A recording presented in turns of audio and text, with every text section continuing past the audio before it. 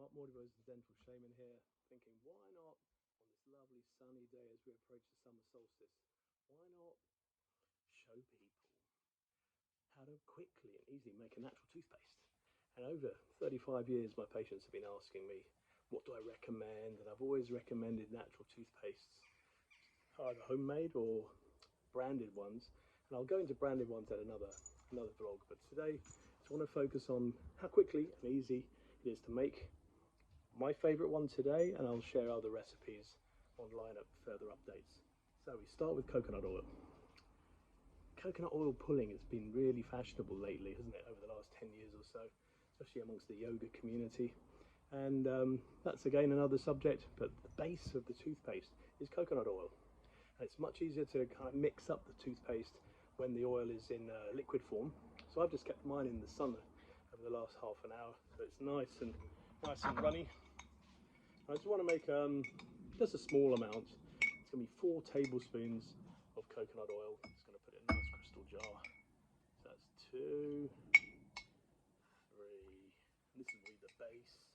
And then we want to add some kind of exfoliating scrubbing agents. And my favourites are bentonite clay, which absorbs toxins. So let's put some bentonite clay. Let's put a teaspoon of bentonite clay in first of all. There we go. And then aluminium-free baking soda. Again, another good teaspoonful. So we get nice, good plaque-removing abilities with our toothpaste. So in goes that. Maybe if you're really up for it, you want to actually kind of add some charcoal. It's a bit of a hazard because it kind of goes everywhere, especially on white pajamas, and the sink might get kind of stained. But yeah, let's whack in some charcoal. Let's start mixing this lovely little mixture up. There we go. Starting to become a nice even consistency. And really what we want to move on to next is bringing in some flavouring. So my favourite is adding a little bit of lemon zest. So it's grating a bit of lemon zest. You can even squeeze in some like peppermint leaves. Any flavouring you fancy. Now a lot of people like sweeteners. I'm not bothered about sweeteners, but you can add a little bit of stevia and xylitol, which is very dental as well. It's used a lot in sugar-free toothpaste, but also chewing gums. So you can add in xylitol if you want, and that's the foundation of it.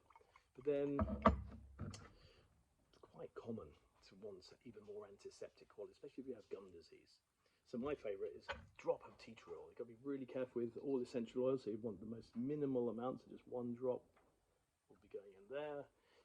If you want to add more flavour and you like mint and you're not overly into homeopathy, then you can put in a drop of essential oil of peppermint. I personally prefer cinnamon and add a drop of cinnamon oil to the mix. And there it is. And then we just put that in the fridge, and within half an hour that will be a nice solid consistency.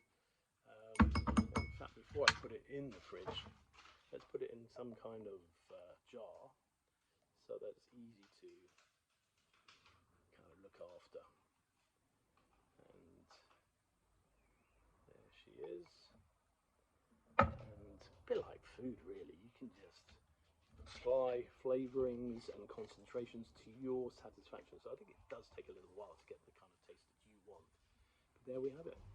Simple, easy, takes me 30 seconds to a minute to make, and you know you're putting in good stuff. You're certainly not putting in sodium lauryl sulfate in your mouth and all the other kind of interesting ingredients. If you look at the back of a standard toothpaste, it's quite intriguing, isn't it, what all those ingredients are and how many of them really help us. So that's for a future vlog, but that's just today to show you how